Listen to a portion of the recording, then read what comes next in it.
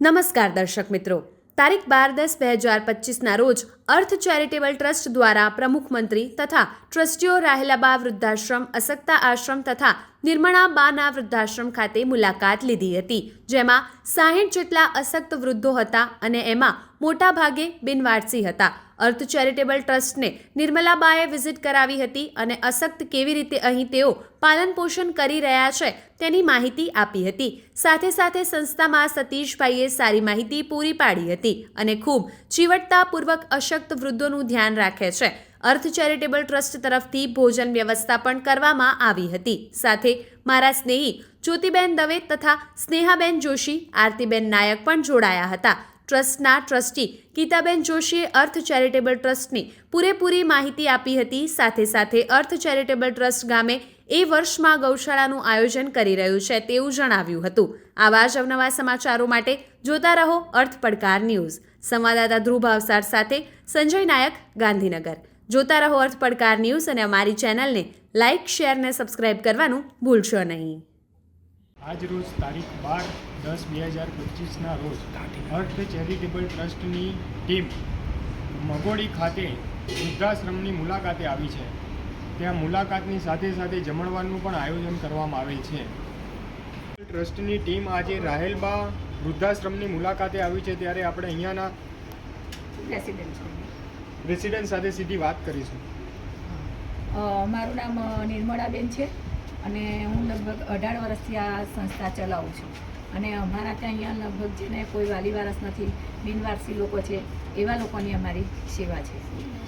એમાં જે બેન અમારી સાથે બેઠા છે, આપ જોઈ રહ્યા છો, લગભગ 7 વર્ષ પહેલાં આ બાને બાજુમાં મંદિર છે, ત્યાં કોથળામાં પૂરી કોથળાનું લોક બંધ કરી આ બાને અહીંયા મૂકી ગયેલા અને અમે ત્યાંથી લાવ્યા છે.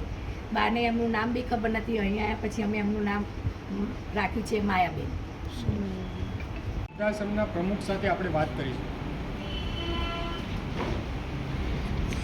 હેલો, નમસ્કાર.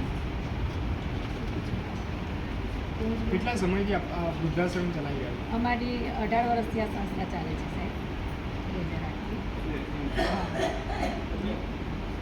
કેટલા વ્યક્તિઓ છે અહીંયા અમારા ત્યાં 60 જણા છે, જે અશક્ત આશ્રમ છે, જેને કોઈ પાછળ વાલી વારસ ના હોય એવા લોકોને અમારી આ સેવા છે. આપના દ્વારા અહીંયા કઈ કઈ સેવા આપવામાં આવે? અત્યારે અમારા ત્યાં તો અમને આ લોકોને જે 2 ટાઈમ એમને જમવાનું મળે છે, 2 ટાઈમ ખાવા પીવાનું હોય, એમને કપડાં લત્તાની દવા દારૂની એમની કેર મળે છે. કોઈ મોટા એવા ઓપરેશન હોય એ બધું અમે કરીએ છીએ. નમસ્કાર. આજે ગાંધીનગર જિલ્લાના મગોડી ગામ ખાતે એક વૃદ્ધાશ્રમની મુલાકાતે અમારી એક ટીમ આવેલી છે, અર્થ ચેરિટેબલ ટ્રસ્ટ. અહીંયા વિઝિટ લેતા માલુમ પડ્યું કે ઘણા બધા વૃદ્ધોની અહીંયા સેવા કરવામાં આવે છે.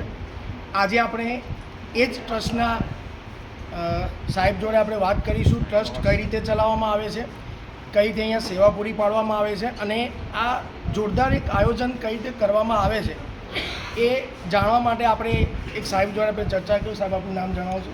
મારું નામ જોસેફ મેકમાન. આ ટ્રસ્ટ કઈ રીતે ચાલે છે, કઈ રીતે એમાં સેવાઓ કરવામાં આવે છે અને કયા પીઠબળ દ્વારા આપણે આ તાકાત સુધી આપણે પહોંચી શકીએ છીએ, જરા તમે જણાવશો, તમને આનંદ. આજે જે ટ્રસ્ટની તમે વાત કરો છો તો નિર્મળા સંચાલિત જે ટ્રસ્ટ છે એ ટ્રસ્ટ તો અમે પોતે ટ્રસ્ટ રાખીએ છીએ કે પ્રભુ પર વિશ્વાસ. અહીંયા હાલ કુલ કેટલા વૃદ્ધો અહીંયા રહે છે હાલ? જો સાહેબ, આ તો વધતા જતા જમાના સાથે કોઈ આવે ને કોઈ જાય, પણ ઓટોમેટિકલી જો જોવા જઈએ તો 50-60ની સંખ્યામાં આ વૃદ્ધોની સેવા થાય છે. સૌથી મોટો એક પ્રશ્ન સાહેબ એ છે કે આ મોંઘવારીના જમાનામાં કઈ રીતે આ ટ્રસ્ટ ચલાવવામાં આવે છે અને આ જે વૃદ્ધોને જે વસ્તુઓ જરૂરિયાત ઊભી થાય છે એ કઈ રીતે અહીંયા પૂરી પાડવામાં આવે છે એ વિશે થોડું જણાવશો. આ જે મોંઘવારીનો જમાનો છે, તમે કહો છો વાત સાચી છે, પણ આજે જ્યારે પ્રેમની લાગણી છે, એક સેવા કરવું છે, એક પુણ્ય કરવું છે, એવા પુણ્યકારી લોકોથી આપણા એકબીજાના સહકારથી આ ટ્રસ્ટને મદદ થાય છે. અને વૃદ્ધો તેમના માટે જે પ્રાર્થના કરે છે ને, એમનો ભગવાન એટલો બધો ટોપ છે કે એ પ્રાર્થના એમની સાંભળે છે અને મહેમાન ચાલે આવે છે. અમે પણ ભગવાનને પ્રાર્થના કરીશું કે તમને પણ વધારે રીતે શક્તિ મળે. અમારા પ્રકાશભાઈ ખત્રી સાહેબ, આવો સાહેબ જરા આ બાજુ, અને અર્થભાઈ જેને આ એક ટ્રસ્ટ ઊભું કર્યું છે અને એમનું આયોજન આગળ આવું જ રહે અને એટલો બધો સપોર્ટ મળતો જાય જેથી વિશાળ એમનું પણ પ્રગતિ થાય. પ્રકાશભાઈ ખત્રી સાહેબ, તમે 2 શબ્દો જરા પ્લીઝ. આજે અમે ગાંધીનગર જિલ્લાના મોગડી ગામ ખાતે આવ્યા છીએ. અહીં સાહેબા વૃદ્ધાશ્રમ અશક્ત જે શક્તિ વગર જે બિનવારસી જે અમુક પોલીસોવાળાને મળતા હોય એવાઓની જે બેન જે એમની સેવા કરી રહ્યા છે નિર્મળાબેન, ખરેખર નિર્મળાને ધન્ય છે કે આટલી ઉંમરે પણ તેઓ સેવા કરી રહ્યા છે અને આ સંસ્થા બહુ દિવસે દિવસે પ્રગતિ કરે અને અમારી જ્યાં જ્યાં જરૂર પડે તે અમારી ટીમ આખી ઊભી હશે એવું અમે આપને એક વચન આપીએ છીએ. જય હિન્દ, જય ભારત. ધન્યવાદ સાહેબ. તો આજે આપણે આ વડીલોની પણ એક નજર લઈશું કે જરા એ લોકો પણ અહીંયા બેઠેલા છે. એમને એક સરસ મજાનો આજે આનંદ થયો હશે તમને બધાને અહીંયા જોઈને. અમને પણ ઘણો બધો આનંદ થયો છે કે આ જમાનામાં આટલું બધું કોઈ કરતું નથી, પોતાના સંતાન પણ નથી કરતા, પણ નિર્મલાબેન એ આ એક આયોજન ઉપાડ્યું છે. આપણે ભગવાનને પ્રાર્થના કરીશું કે અમને પણ ભગવાન શક્તિ આપે અને સરસ મજાનું એક આયોજન થાય. મારું નામ પટેલ અંબાલા પ્રભુદાસ, મૂળ સોપા. છેલ્લા 2 વર્ષથી અહીંયા સેવા આપવા માટે, નિસ્વાર્થ ભાવે સેવા આપવા માટે આવ્યો છું. જ્યારે આટલી ઉંમરમાં મને અધ્યાત્મમાં રસ હતો, સેવાકીય ભાવના હતી, તો સંજોગો એવા મળ્યા કે આ રાહેલબા વૃદ્ધાશ્રમની અંદર એ પ્રસંગો બાદ હું અહીંયા સેવા માટે આવ્યો. ત્યારે મને ખ્યાલ આવ્યો કે જનસેવા એ પ્રભુ સેવા. બેન, તમારું નામ શું? મંજુલાબેન રણછોડભાઈ બ્રહ્મભટ્ટ. મંજુલાબેન રણછોડભાઈ બ્રહ્મભટ્ટ, વિજાપુરની વતની. વિજાપુરની. અહીંયા તમે આવ્યા છો, તમને કેવું લાગે છે બા? સારું લાગે છે. 8 વર્ષથી અહીંયા છું. તમને કોઈ તકલીફ થઈ કોઈ નહીં. બહુ મસ્ત છે ને અહીંયા? મસ્ત છે. સારું છે. સારું. બેન, આ બધાની સેવા કેવી છે? માં જે દીકરાની સેવા ના કરે ને કે દીકરીની ના કરે ને એ રીતે ઘણા આપણા જન્મ અને રોડ ઉપર મૂકી દે તો એનું તો કોઈ જ ના હોય. એવી રીતે અમે એમ માનીએ કે ઘણા બધા હોય પણ ઘણાની પરિસ્થિતિ એવી જ હોય એટલે અહીંયા કરતો એમને આશરો મળી રહે છે, નવી જિંદગી મળે છે.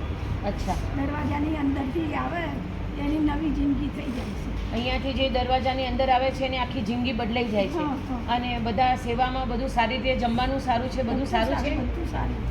ધન્યવાદ. Thank you. રાહેલબા વૃદ્ધાશ્રમમાં આજે અમે અહીં આવ્યા છે. અર્થ અમારી જે ચેરિટેબલ ટ્રસ્ટ છે એની આખી ટીમ આજે અહીં આવી છે. અમને ઘણા બધાને કહેવામાં આવ્યું હતું કે આ ચેરિટેબલ જે ટ્રસ્ટ છે રાહેલબા એ બહુ સરસ છે, ત્યાં સેવા બી સરસ આપવામાં આવે છે અને ત્યાં મસ્ત બધું કામ ચાલે છે.